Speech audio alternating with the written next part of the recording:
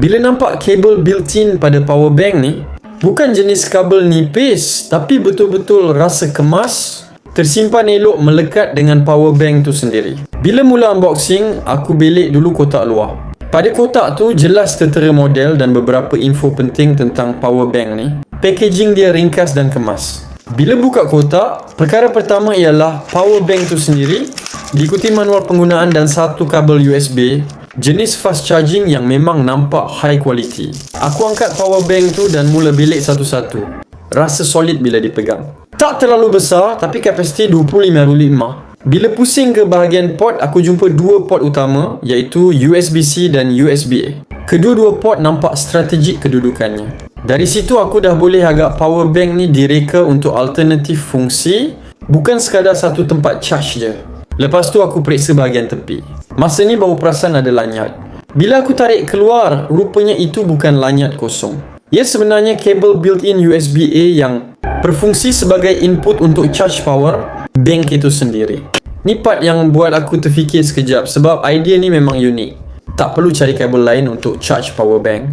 Tak cukup dengan tu, bila aku bilik bahagian lain, aku jumpa dua lagi kabel built-in yang memang terus bersambung dengan power bank. Satu kabel output USB-C dan satu lagi kabel output Lightning. Kedua-duanya tersimpan rapi, tak berjuntai dan tak terganggu bila dipegang. Aku terus test. First, aku charge phone Android aku guna kabel built-in USB-C. Sambung je, terus masuk charging dan aku boleh nampak kelajuan dia memang laju.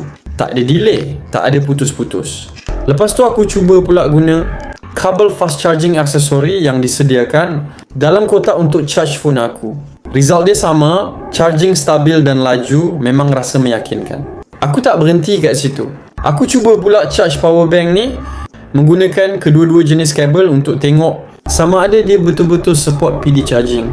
Aku dapati memang kedua-dua port USB pada power bank ni boleh jadi input untuk charge power bank. Ini bermaksud flexibility dia tinggi, tak terikat satu cara je. Aku buat satu test yang orang jarang buat. Aku guna kabel built-in Lightning, sambungkan ke adapter USB-C dan charge phone Android aku. Dan ya, phone aku tetap boleh charge. Ini buat aku lagi yakin sebab ini bermaksud power bank ni bukan sekadar cantik rupa, tapi betul-betul praktikal dalam situasi terdesak.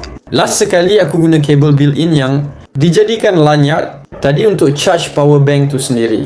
Sambung terus masuk charging tanpa ada masalah. Masa ni aku sedar satu benda, power bank ni memang direka untuk orang yang tak nak serabut dengan banyak kabel dan nak semuanya ringkas tapi berfungsi.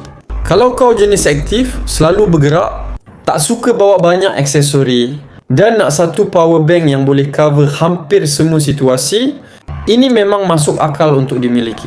Segeralah check out sekarang sebelum sold out.